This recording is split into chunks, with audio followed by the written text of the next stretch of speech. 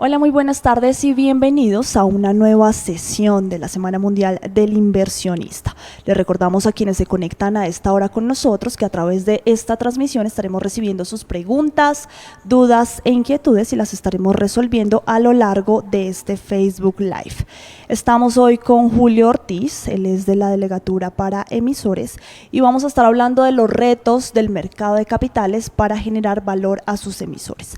Así que Julio, te doy a ti la bienvenida, buenas tardes para ti, gracias por acompañarnos hoy en este espacio y arranquemos hablando del mercado local, porque estamos pasando por una coyuntura un poco difícil y empecemos por hablar de los retos que tenemos en términos de las autorizaciones de emisiones. ¿Qué está pasando en este tema y cómo están las cifras desde hace unos años hacia acá? Hola Dayan, muchas gracias por la invitación. Y en efecto, como mencionas, estamos pasando, digamos, por algunos retos en el mercado local. Digamos que en los últimos años el mercado ha experimentado una coyuntura y estamos cuando hablamos de mercado, hablando del mercado de renta variable y de renta fija. En particular aquí vemos las autorizaciones que se han hecho a partir del 2018 y como vemos en el 2020 tuvimos una gran caída, básicamente de un año a otro, entre 2020 y 2021 cayeron las autorizaciones de emisiones tanto de renta variable como renta fija, un 65% en un año. Esta cifra, digamos que tuvo un ligero rebote en 2022 y en 2023 tiene un desempeño similar a los últimos 3 años. Sin embargo, digamos en lo que va al 2023 todavía no superamos los 10 billones de pesos en autorizaciones de emisiones. Esperamos que haya un repunte, pero pues esto refleja desde un punto de vista, desde las autorizaciones que hace la superintendencia de estas emisiones, de lo que está sucediendo en el mercado de valores colombiano. Aquí también podemos ver que digamos dentro de esas autorizaciones el segundo mercado, pues a pesar de que tiene una participación relevante, pues en el 2023 su porcentaje es aún más importante frente a todas las autorizaciones, cuando antes el mercado principal, el número de autorizaciones que se veían era mucho mayor. Entonces esto es, digamos, muestra de la coyuntura. Podemos ver, digamos, también otros indicadores que muestran las dificultades por las cuales se está atravesando el mercado. Una de esas es, las ofertas que hay sobre los bonos o sobre las colocaciones que hay de títulos de renta fija.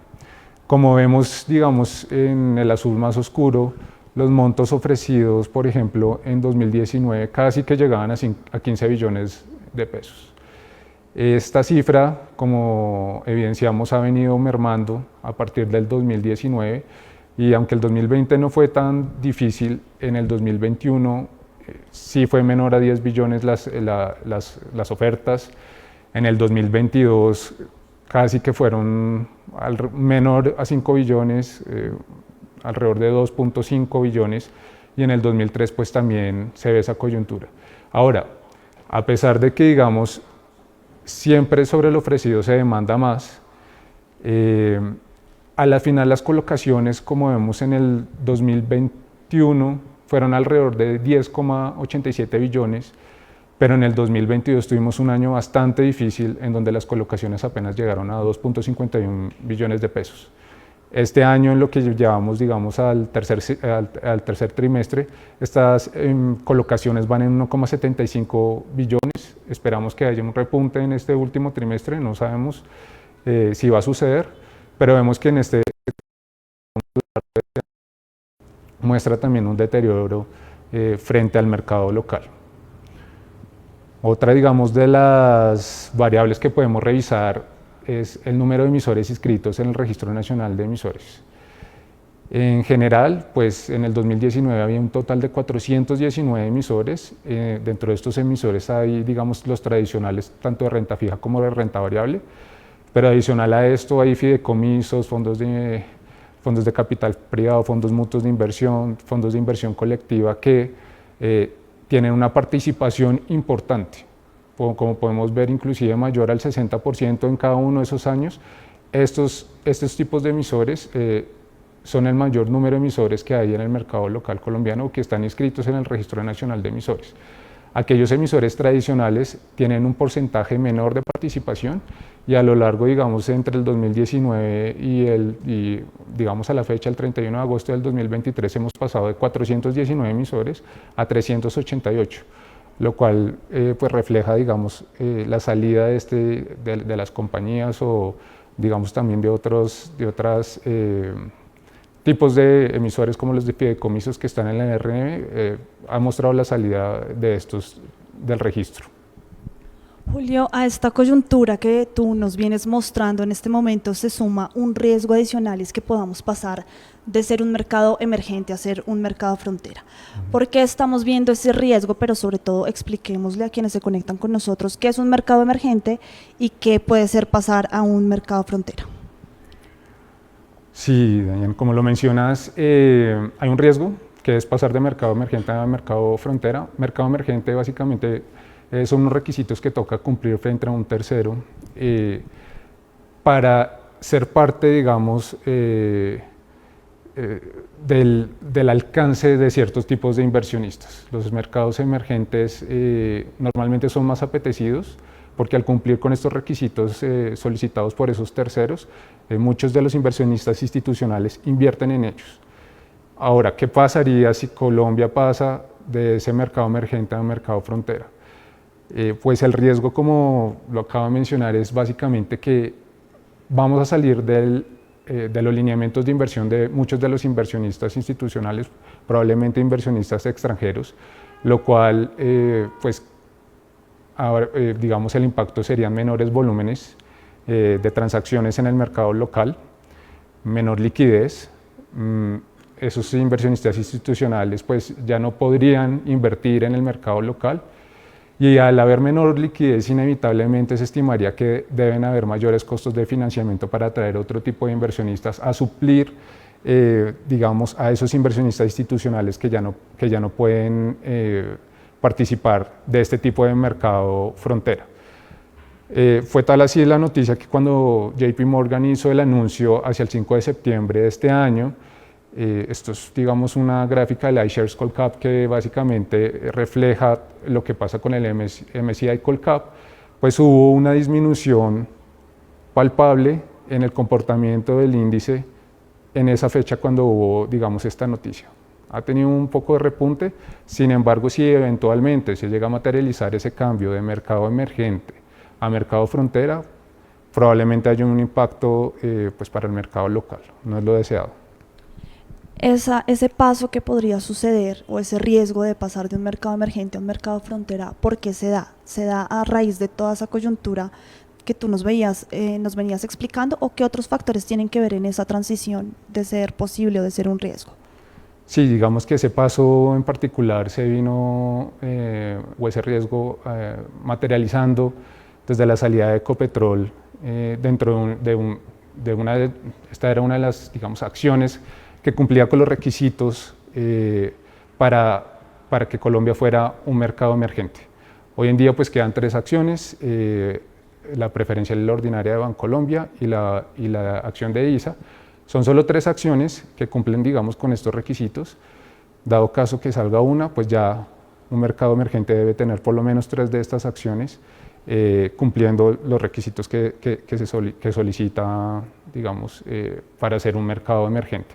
Entonces, pues si alguna de esas 3 sale o no vuelve a ingresar alguna y da cumplimiento a estos requisitos que solicita pues el mercado para ser un mercado emergente, pues ahí se materializaría el riesgo. Julio, si hablamos del mercado de capitales como una de las principales fuentes de financiamiento, ¿cuáles son, digamos, esos retos que ves tú desde 2 frentes, desde el lado de la oferta y desde el lado de la demanda? Sí, digamos que hay varios retos en efecto que están por el lado de oferta y demanda. El reto general del mercado de valores es ser una de las mayores fuentes de financiamiento de las compañías en Colombia, frente a la banca tradicional, por ejemplo, o frente inclusive a otros mercados de capitales extranjeros. O sea, ese es el reto, que las compañías se queden en Colombia, se financien a través del mercado local y, por ejemplo, no se vayan a mercados desarrollados a financiarse, o que no usen la banca tradicional para el financiamiento. Y como tú bien dices, digamos, hay dos frentes para esto, la oferta y la demanda. ¿Y por qué la oferta y la demanda? Porque a veces se crean, digamos, nuevos mecanismos para atraer, yo qué sé, emisores y financiamiento. Se innova, pero si se innova y no hay una demanda, no hay inversionistas que estén dispuestos en invertir, por ejemplo, en un nuevo título, pues esa innovación no va a servir. Entonces, por eso se tiene que atacar esos dos frentes. Por el lado de la oferta, por el lado del apetito, digamos, ¿qué retos hay? Pues un lado, la educación. Entonces, ¿qué vemos? Que hay una carencia de educación financiera y hay unas oportunidades de mejora de un asesoramiento profesional. Cuando se habla de carencia de educación financiera, lo que estamos pensando es que el público entienda las bondades de invertir en el mercado local. Muchas veces no la sabe, a veces se dice que simplemente no son tan riesgosos, pero lo cierto es que el mercado local le ofrece una serie de instrumentos financieros que son muy buenos y que de hecho son mucho menos riesgosos que otras actividades de inversión que hace una persona del común. Entonces, para llegar a esto, para mitigar esto, pues toca mejorar la educación financiera en la población. Digamos, otro reto por el lado de la oferta, el desconocimiento de las facilidades y las ventajas del mercado. Este es otro de los retos. Muchas compañías no saben o desconocen cuáles son las ventajas del mercado. ¿Por qué financiarme a través de un bono? ¿Por qué financiarme a través de una acción es bueno? ¿Cuáles, digamos, son los beneficios que me trae? Entonces, la educación no es solo para el público retail, sino también para compañías. Hay muchas compañías que podrían beneficiarse viniendo al mercado, emitiendo bonos o acciones para financiar su operación o su estructura de capital. El tercer tema en educación es el temor de las empresas sobre la participación digamos, de terceros en su estructura de capital. A veces se siente un recelo por parte de las compañías de que, digamos, inversionistas vengan, revisen sus estados financieros, opinen sobre, digamos, la administración de la compañía. Entonces, ese recelo también es un tema de educación, toca, digamos, cambiar esa cultura, porque hay más beneficios al entrar al mercado de capitales que estando afuera. Entonces, todos estos temas, digamos, por el lado de la oferta, en la parte de educación, son un reto. Otros retos son en temas de revelación. Entrar al mercado exige revelación de información. ¿Por qué? Porque los inversionistas deben saber dónde invierten su dinero. Entonces, al tener ellos esa confianza, pues exigen un nivel de revelación de información importante.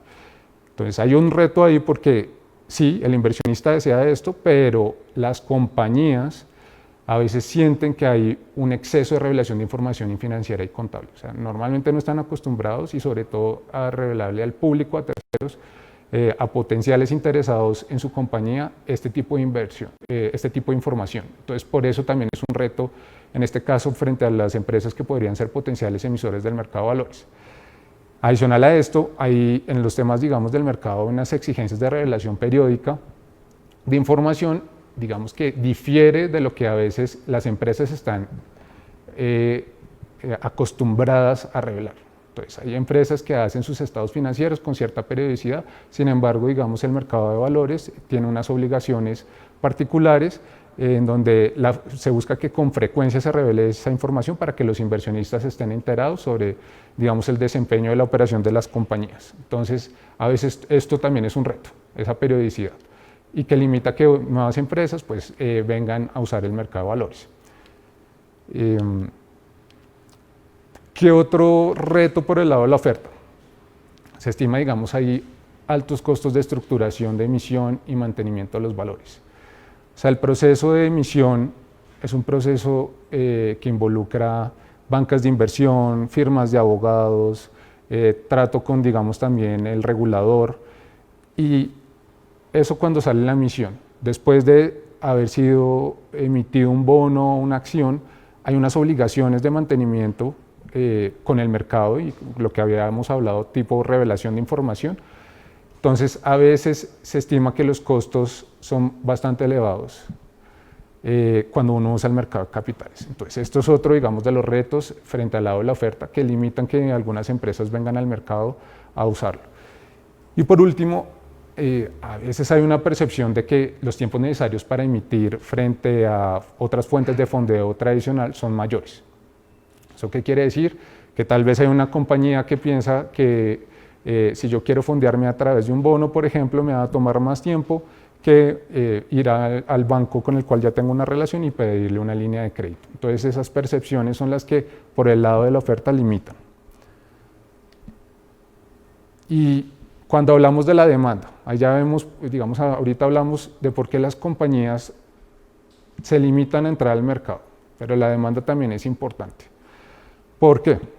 Porque, como lo mencioné, se pueden estructurar, digamos, emisiones, pero si la emisión no es demandada y no la compran, pues ya hubo un esfuerzo perdido en la estructuración de la emisión y nadie me la compró. Entonces, uno de los retos por el lado de la demanda es el descalce de tamaños. ¿Eso qué significa? Hay veces y muchas veces sucede que emisiones pequeñas, estructuradas, no las termina comprando el mercado porque los inversionistas exigen, digamos, montos mínimos de emisión. O sea, ellos tienen un apetito, por ejemplo, a emisiones de alrededor de 300.000 millones de pesos.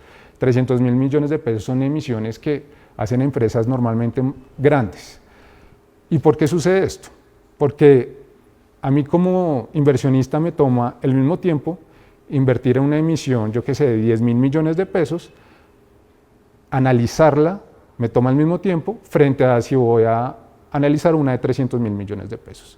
Entonces, los inversionistas están, en particular los institucionales, digamos, pues su cultura es enfocarse en lo grande, en emisiones grandes, lo cual limita a aquellas compañías que quieren hacer, digamos, emisiones más pequeñas, porque esos inversionistas tal vez institucionales no estarían interesados por el tamaño de la emisión. Otro tema que, digamos, es aquí importante por el lado de la demanda, la calificación crediticia. También es a veces una limitante, digamos, el perfil de riesgo que buscan dentro de los portafolios de inversión estos inversionistas. Normalmente ellos buscan emisiones AAA Colombia, que es la mejor calificación de riesgo de crédito Colombia, y si no la tienen, pues no hay un apetito por esos otros niveles de riesgos que pueden generar buenas rentas y pueden ser buenos, pero sin embargo limita, donde dado caso, por ejemplo, haya un AA Colombia, limita ese apetito, digamos, de parte de inversionistas institucionales.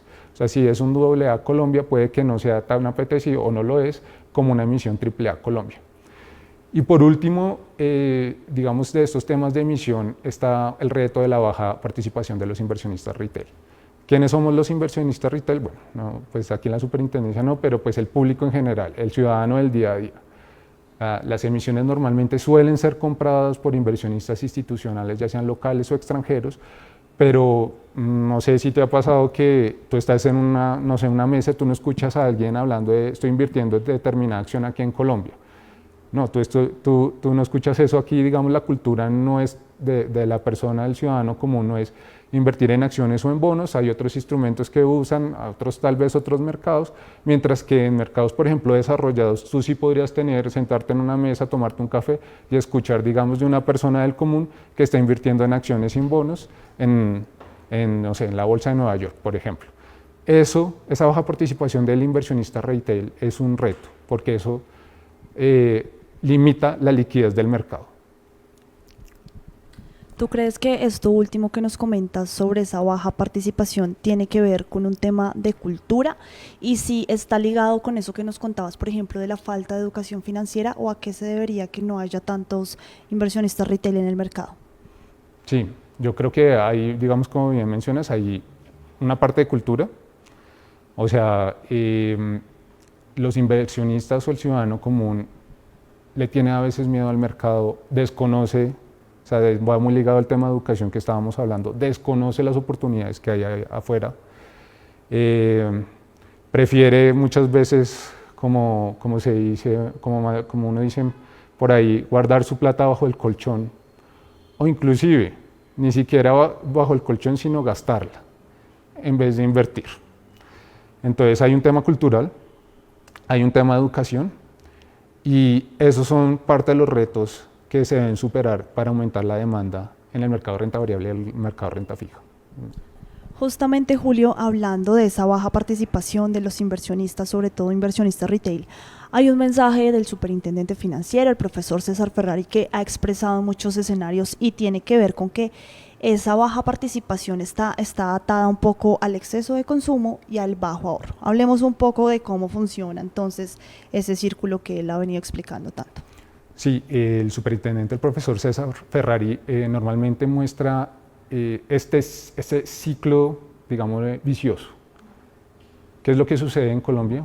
Normalmente cuando el ciudadano recibe, yo qué sé, su salario o los ingresos por su actividad económica, esos excedentes, digamos, lo que tiene, prefiere usarlo para consumo, para comprar nuevas cosas, básicamente lo gasta.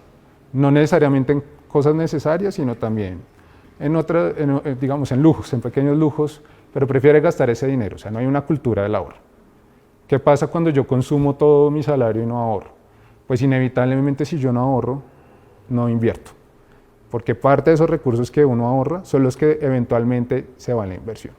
Este círculo sigue, eventualmente cuando hay poca inversión hay poca expansión de capital, porque como sabemos, inclusive, y hablando ahorita del mercado de valores, pues es una de las fuentes de fondeo para las inversiones en proyectos, en compañías. Entonces, por eso, si no hay una fuerte inversión, pues hay una poca expansión de capital. Y eventualmente eso repercute en un crecimiento, digamos, de la economía local bajo, que eventualmente, ¿cómo se vuelve a ver reflejado? Inclusive en menor consumo, porque ahí sí, los salarios se ven afectados, los ingresos de las familias se ven afectados, y lo que llega, pues eventualmente nuevamente se va al consumo y no al ahorro. Entonces este es ese círculo vicioso que normalmente habla el superintendente y digamos que hay que atacar. Hay un poco el llamado también es que a veces, digamos, las personas, los consumidores financieros sí ahorran, digamos, un poco, pero esos ahorros los dejan ahí quietos y los usan para metas pequeñas, de corto plazo.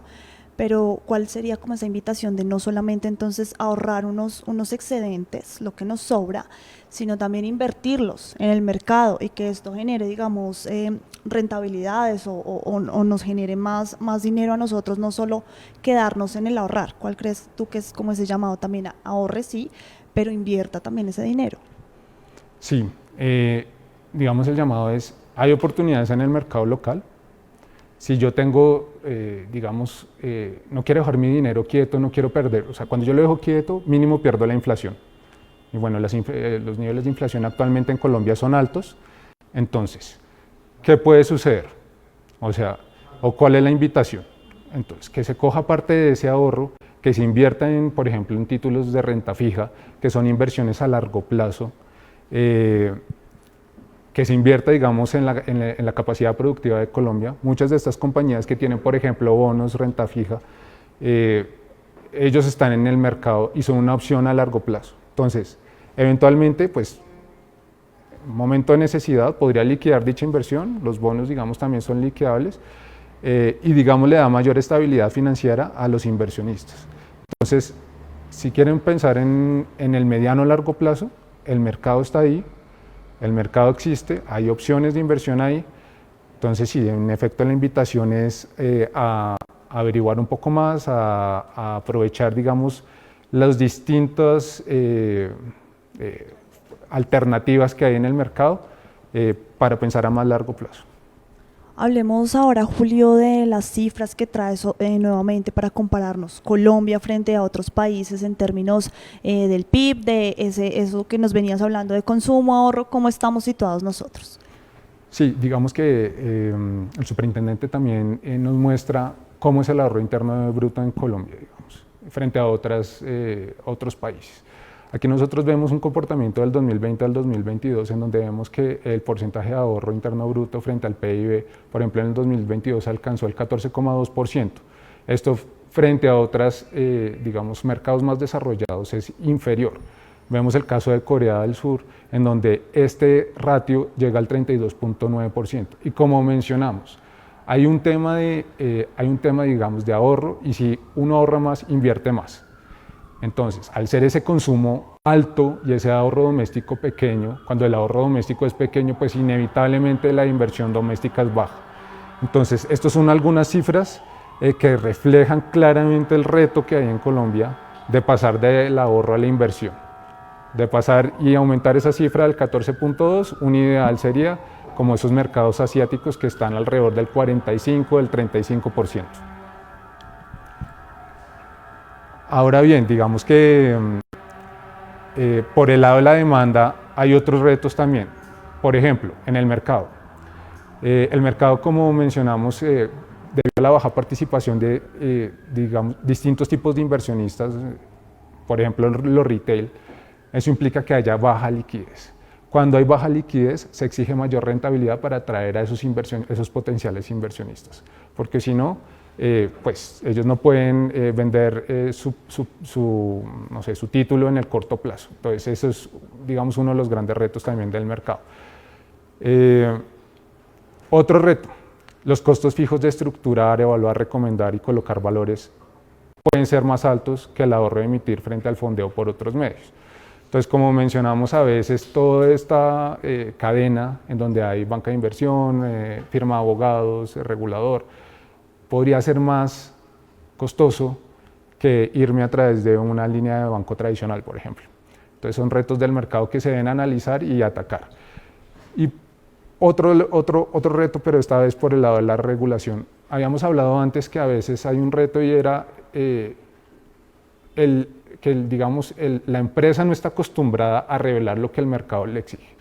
Sí, normalmente el nivel de revelación, el detalle, la periodicidad no es a lo que está acostumbrada una empresa. Pero el reto por este lado de la demanda es que si eventualmente se pidieran menos requisitos de revelación, esto es contraproducente para los inversionistas, en particular los institucionales. Ellos necesitan un nivel de detalle importante para hacer sus inversiones.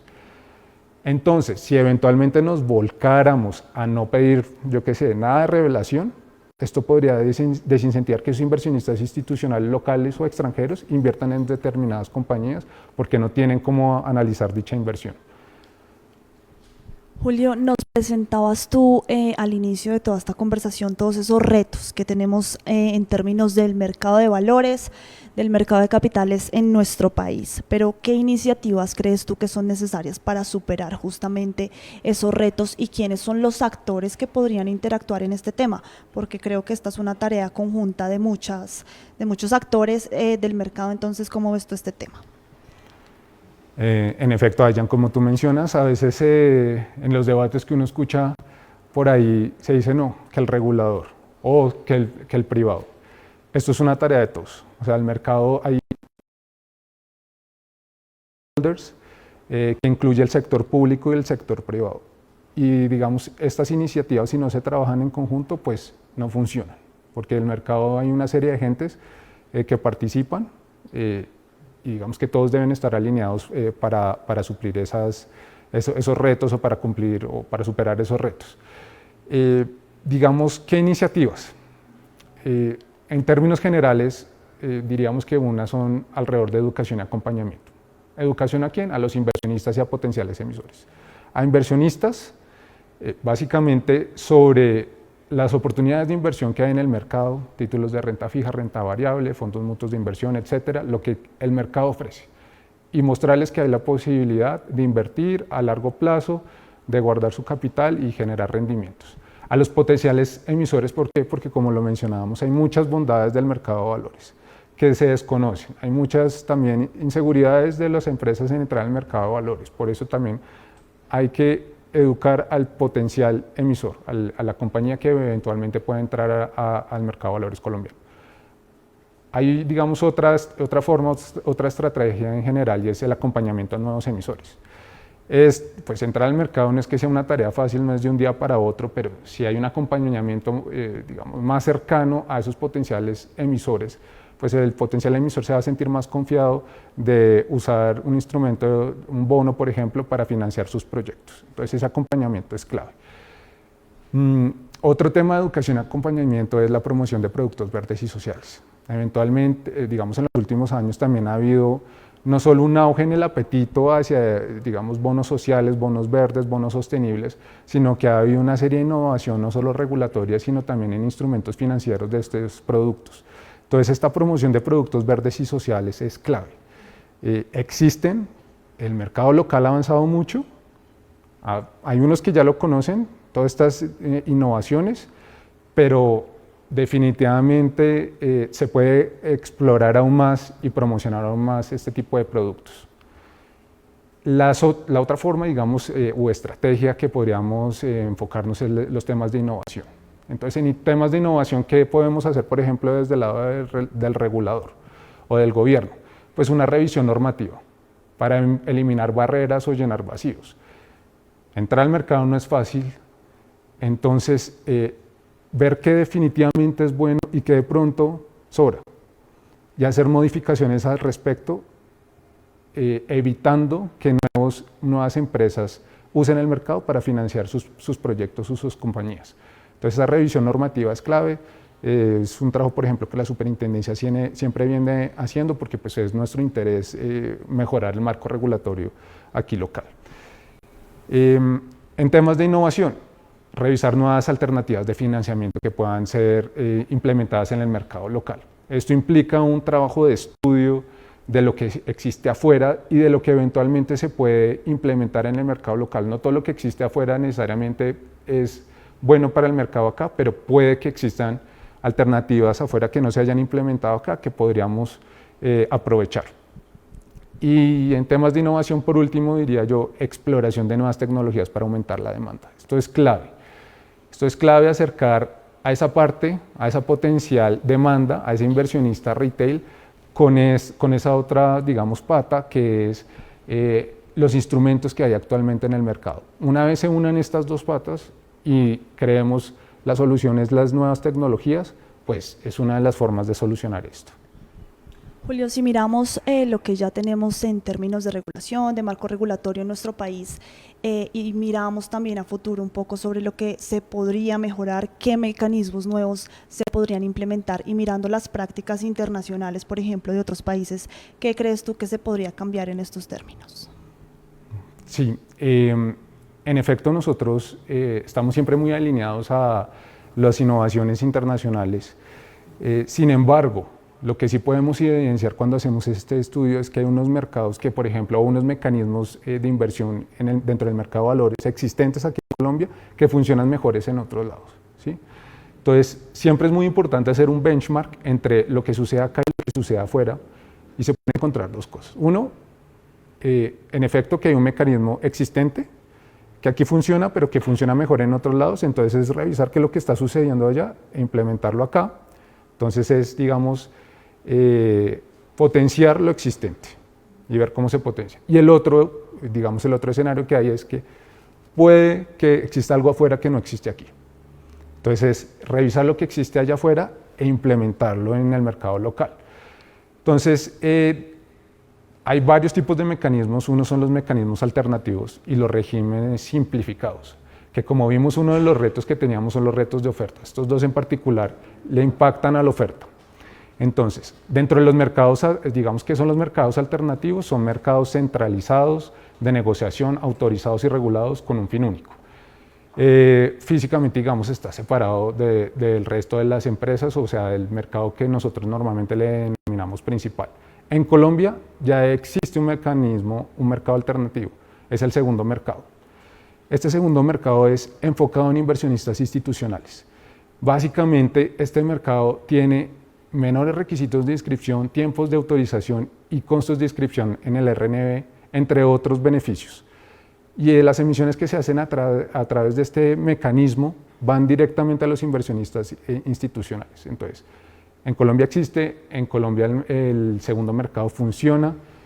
Podría revisarse si, no sé, en algún otro mercado funciona aún mejor y ver qué es lo que hace que funcione mejor e implementarlo en el mercado local.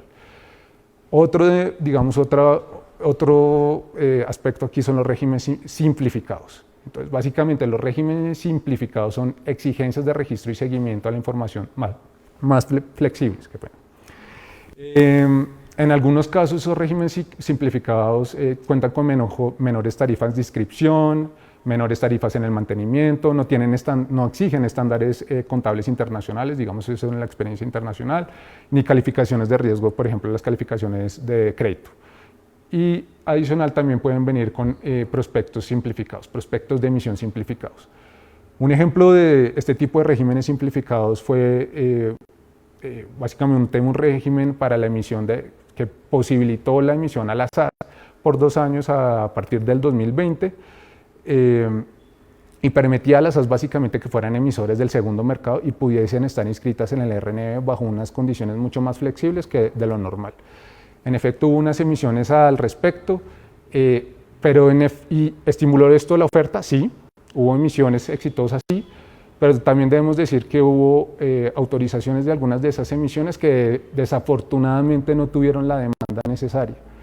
Entonces no pudo haber la colocación, por lo cual, digamos, aunque funciona, no estimula tanto la oferta como la demanda, sino en este caso solo la oferta. Entonces es algo que se puede mejorar, estos regímenes simplificados. Digamos, otra generación de mecanismos son los vehículos de propósito especial y los mecanismos de garantía. ¿Estos qué hacen? Estimular la demanda, la otra pata que necesitamos. Entonces, dentro de los vehículos de propósito especial, ¿qué son estos? Figuras como los patrimonios autónomos de procesos de titularización y los fondos de inversión. Estos son ejemplos de vehículos de propósito especial. En Colombia ya existen estos vehículos de propósito especial, por ejemplo, las titularizaciones, los fondos de inversión colectiva, los patrimonios autónomos y las titularizadoras. Todos estos mecanismos funcionan en Colombia y son usados. Y dentro de, digamos, de este grupo también están los mecanismos de garantía. ¿Por qué las garantías? Básicamente las garantías aumentan el apetito de los inversionistas en inversiones. ¿Por qué? Porque básicamente hay un garante, o sea, el riesgo de crédito se disminuye si hay un garante que en eventual, por ejemplo, caso de default, colabora a pagar las obligaciones en términos de deuda que existen. Entonces, estos mecanismos de garantías reducen la percepción de riesgos de los inversionistas, reducen, digamos, la percepción de existencia de información asimétrica en el mercado, de los volúmenes reducidos de financiamiento y la falta de liquidez sobre los valores emitidos. Cuando hay un mecanismo de garantía, siempre hay mayor apetito de los inversionistas. En Colombia, digamos que tenemos instituciones como el Fondo Nacional de Garantías que ya colaboran, digamos, implementando dicho mecanismo y aumentando la oferta, la demanda de los títulos en el mercado. Julio, a lo largo de esta conversación tú le has dado mucho valor y mucha importancia a los dos frentes, desde el lado de la oferta y desde el lado de la demanda. Si hablamos, por ejemplo, de las fintech, ¿qué papel juegan en ambos sentidos? Y sobre todo, ¿qué papel juegan y qué relevancia cobran como una alternativa de financiación, digamos, más digital, más rápida? ¿Cómo ves tú este tema? Sí, Dayan, como tú lo mencionas, clave, las fintech. ¿Por qué clave? Porque cuando hablamos, por ejemplo, de estos ejemplos, se ha atacado uno de los dos, o la oferta o la demanda. Pero la fintech es el ejemplo claro de que uno pueda tocar ambos retos, tanto los de oferta como demanda, al mismo tiempo. Las fintech, hoy en día todos tenemos un celular, hoy en día todos descargamos aplicaciones. Las fintech acercan a ese potencial inversionista con ese emisor. Entonces, las plataformas tecnológicas, como lo hemos mencionado, son claves al conectar a estas dos, a la demanda de la oferta, a esa empresa que busca financiamiento, a ese inversionista que busca un retorno. Las fintech son claves. En Colombia pues hay un ejemplo, un ejemplo regulatorio sobre un avance en los marcos normativos y es, en efecto, digamos, cuando se estableció el funcionamiento de financiación colaborativa en proyectos productivos a través de valores. ¿Eso qué es? Pues la regulación alrededor del crowdfunding. Actualmente hay 2 empresas vigiladas de crowdfunding que conectan esas dos patas, esa oferta y esa demanda, y permite a esos inversionistas hacer la inversión. Normalmente con montos mínimos, por ejemplo, o sea, montos menores frente a los tradicionales. Muchas personas que nunca habían invertido en el mercado de valores, pues se sienten más cómodas con esos montos invirtiendo en el mercado local. Entonces, las fintechs es una forma de explorar esto y es probablemente uno de los mecanismos más importantes para tocar estos retos que tenemos actualmente. Hablas tú de ese papel protagónico de las fintechs y tú crees que si nos vamos al mercado de capitales, ¿cuál de todas estas alternativas dirías tú? Esta tiene mayor potencial, por ejemplo, de atacar esos dos frentes. ¿Te quedas también como en esa línea de que las fintech lo están logrando? La fintech han tenido pues, retos, sin duda, pero los números hablan por sí solos. De verdad que han habido, desde el punto de vista de inversiones que se pueden hacer a través de fintech en compañías que buscan recursos, en el número de personas que han ingresado a estas plataformas para hacer sus inversiones, pues han sido muy positivos y muestra un gran potencial. Sin duda, este mecanismo que impacta de forma positiva tanto a la oferta de la demanda puede ser una de las soluciones más importantes para el mercado, sobre todo cuando hay empresas pequeñas que buscan financiamiento. Y sin duda toca explorar los otros mecanismos existentes. Ahí también deben haber oportunidades, hay experiencias en el exterior, digamos, de ese tipo de emisiones tradicionales que nuevamente resurgen. En esos mecanismos también toca trabajar, sin duda. También hay potencial, sobre todo porque esos otros mecanismos también colaboran en el financiamiento de empresas, digamos, de otro tamaño, que tal vez las crowdfunding, por ejemplo, o los mecanismos de crowdfunding no son los ideales. Pero sin duda, las fintech es una de las mejores opciones. Julio, si hablamos, por ejemplo, de la baja participación de nuevo de los inversionistas retail en el mercado, ¿cuál creerías tú que es un escenario adecuado para que lleguen más inversionistas, sobre todo pequeños inversionistas? ¿Tú crees que esto también tiene que ver con un tema de generación de confianza? Y si, por ejemplo, las buenas prácticas de gobierno corporativo por parte de los emisores ayudan a que esa confianza crezca y a que efectivamente lleguen más inversionistas al mercado.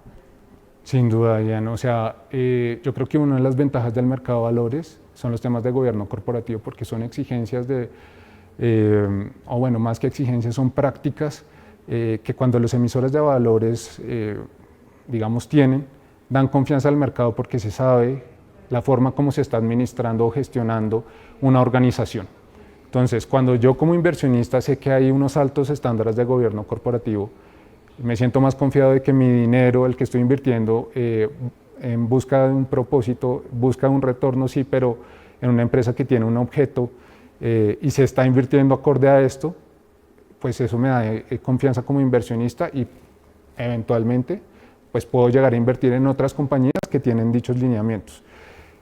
Hay unas, digamos, recomendaciones de gobierno corporativo buenas que son, digamos, hay una encuesta que los emisores de valores responden año a año y ahí los inversionistas pueden darse cuenta la robustez del gobierno corporativo de una compañía frente a otra.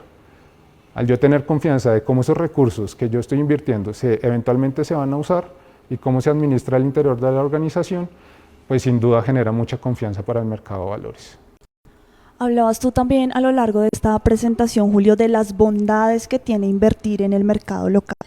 Y hablabas tú que a veces es mucha falta, digamos, de conocimiento o de educación financiera, que la gente no sabe que puede invertir en este mercado. Pero ¿a quién le correspondería, digamos, esa educación financiera para llegar más a las personas? ¿Cómo podrían ser esos mecanismos para decirle a la gente, mire estas alternativas de inversión, esto funciona de esta manera? Como que debería ser un compromiso de quién y cómo llegarle a las personas naturales, a las personas del común, para que inviertan y para que se acerquen a estos mercados. Dayan, buenísima la pregunta y me devuelvo un poco al comienzo. Todas estas iniciativas, todos los stakeholders del mercado, tanto gobierno como sector privado tienen una responsabilidad ahí. O sea, no es de uno u otro. O sea, ambos, digamos, tenemos una responsabilidad de mostrarle las bondades que trae el mercado de valores a los inversionistas. Entonces, desde cosas como estas charlas hasta digamos, proyectos o estrategias de agentes del mercado de valores para promocionar sus productos y mostrarles las bondades. Todo esto es clave para llegar y generar conocimiento en ese potencial inversionista y mostrarle esas bondades que hay para invertir en el mercado de valores local. Entonces, ambos somos los responsables, gobierno y sector privado de esto. Julio, ¿tú cómo crees que se podría, por ejemplo, cambiar esa percepción de empresas pequeñas? Por ejemplo, decir, no me voy a financiar a través del mercado de crédito, también me puedo financiar a través del mercado de capitales. ¿Cómo se podría cambiar esa percepción? Me puedo financiar a través de un bono, de unas emisiones, porque digamos que el financiamiento a través de crédito es muy conocido y ya muy recurrente, pero ¿cómo cambiar esa percepción de que también hay alternativas de financiación como los bonos?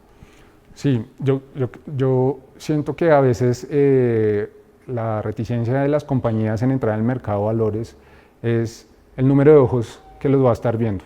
al estar en el mercado. El mercado es un mercado público, entonces básicamente la información que yo revele ahí va a estar sujeta, digamos, a la revisión de muchos actores. Pero es algo positivo también, o sea, eventualmente las compañías tienen un objeto social, hacen una actividad económica particular. Y si yo uso el mercado de valores para financiarme, inevitablemente voy a estar expuesto a todos los inversionistas que inviertan en mí, por lo cual estos potenciales inversionistas también podrían ser, por ejemplo, potenciales clientes, personas que consuman mis productos. Si, por ejemplo, yo emito acciones, pues hacen parte de la estructura de capital de la compañía y tienen una relación más estrecha con esa compañía. Entonces, ahí hay un beneficio tremendo de entrar y de financiarse a través del mercado de valores. Es que, en general, la compañía sea más conocida por hacer uso de ese mercado, también porque se sabe que si uno entra al mercado tiene unas mejores prácticas en términos de gobierno corporativo y le da más confianza. Entonces ahí hay una masa crítica que se puede aprovechar al usar el mercado de valores, que no se aprovecharía si yo como fuente de financiamiento uso las tradicionales, dado que ahí pues mi relación es ya netamente directa con la entidad financiera, por ejemplo. Hablábamos de la importancia de la educación financiera en estos temas, pero nos enfocamos mucho en la educación financiera para nuevos inversionistas. ¿Cómo sería esa misma educación financiera, pero para que lleguen nuevos emisores? ¿Cómo crees tú que uno se puede acercar, digamos, a este tipo de stakeholders y decirles el mercado está abierto a que lleguen nuevos emisores también? Sí, ahí, digamos, hay sin duda una serie de iniciativas también del sector privado en donde ellos muestran las bondades y ventajas del mercado de valores. La invitación es ellos normalmente también buscan a las compañías, pero las compañías sin duda tienen una oportunidad de buscar a esos privados que les muestran estas oportunidades de financiamiento a través del mercado de capitales para conocer dichas bondades. O sea, la sugerencia es ir. También, si no me están buscando, lo ideal es que me busquen para usar el mercado para financiarme, pero si no me están buscando, entender que hay una oportunidad ahí e ir a buscar a ese potencial agente que me puede colaborar en la estructuración, ya sea de una emisión o de una emisión de bonos o acciones, para fondear mi proyecto. No tenerle miedo, ir a buscar y saber que hay una alternativa ahí. Julio, entramos en la recta final de esta transmisión en vivo y tenemos preguntas a esta hora de quienes se conectan con nosotros. Fabio Enrique Cortés nos dice, los e-trading, ¿cómo han influido en el mercado doméstico frente al internacional? Los e-trading, bueno, las plataformas de e-trading a través de las cuales inversionistas retail pueden comprar acciones, pues sin duda marcaron un hito porque permitió que esos inversionistas retail que tienen cierto grado de educación puedan acceder a comprar bonos y acciones directamente y no a través, digamos, de un tercero que los asesore y que les cobre un fee por administrar dichos recursos. Entonces, eso es bueno, sin duda alguna. Digamos que el reto ahí es mantener a esos inversionistas retail que usan plataformas de trading en el mercado local. A veces esos inversionistas también conocen de otras plataformas de trading que les permite, digamos, invertir en otros mercados, entonces toca asegurar que el mercado local sea apetitoso para estos y que usen dicha plataforma para invertir en el mercado colombiano y no necesariamente se vayan a otro mercado a hacer sus inversiones. Entonces ha marcado un hito, ha tenido sus retos en el número de usuarios, pero sin duda es una gran ventaja, una gran bondad. Hablando justamente de las plataformas y trading, que digamos que son un poco accesibles y digamos conocidas, Juan Pablo se conecta con nosotros y nos dice, el mercado de capitales está abierto a inversores expertos, y si no es así, ¿cómo las personas del común podemos conocer y acceder a él? ¿Tú crees que el auge, por ejemplo, de todas estas plataformas ayuda a la llegada, por ejemplo, de más inversionistas?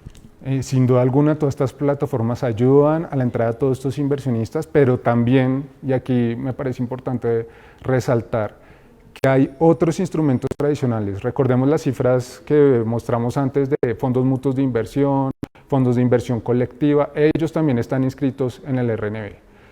Básicamente son terceros que administran recursos y recogen recursos de distintos tipos de inversionistas y los invierten bajo determinado mandato.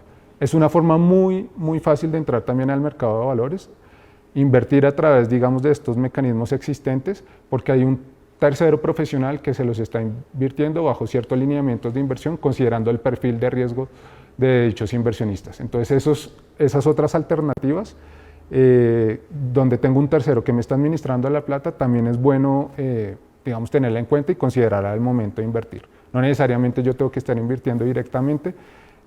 Si no tengo el tiempo, podría usar estas alternativas. Julio, al inicio de esta conversación te referías tú a que la revisión normativa para eliminar barreras o llenar vacíos es un punto importante, y justamente desde la Superintendencia Financiera estamos impulsando un poco eso de estar revisando la normatividad, de que la gente pueda entrar, depurar, comentar sobre esta nueva regulación, qué le faltaría o qué quitaría o qué propone. ¿Cuál es tu invitación a que participen, por ejemplo, en esta actividad de mejorar un poco la regulación? Sin duda, la Superintendencia Financiera y actualmente tiene mucha fuerza la invitación al público en general para compartir sus opiniones sobre las potenciales reformas que pueden haber en temas normativos. Abiertamente la Superintendencia a través de la página web invita a cualquier persona, no necesita ser abogado, no, cualquier persona que crea puede haber una mejora en el marco regulatorio, a que haga su comentario, y se está tomando el tiempo de analizar cada una de esas observaciones y eventualmente de implementar las mejoras necesarias para que el mercado, digamos, se potencie. Entonces la invitación, sin duda, la Superintendencia siempre ha tenido las puertas abiertas y los canales están ahí, pues aprovecharlos. No necesita ser abogado, no necesita ser de una firma. Si tienen alguna opinión, usen el mecanismo existente para retroalimentarnos. Pues con esta invitación final que hace Julio, les recordamos que a través de nuestro sitio web www.superfinanciera.gov.co, en el enlace queremos escucharte para una mejor regulación. Estamos dispuestos a escuchar y a recibir todas sus propuestas y comentarios. De esta manera, te agradecemos a ti, Julio, por habernos acompañado hoy en este espacio, a ustedes también por estar conectados con nosotros, y nos vemos hacia las 4 de la tarde para tener una nueva conversación ya final de esta Semana Mundial del Inversionista. Para todos ustedes, un feliz resto de tarde. Gracias, señor.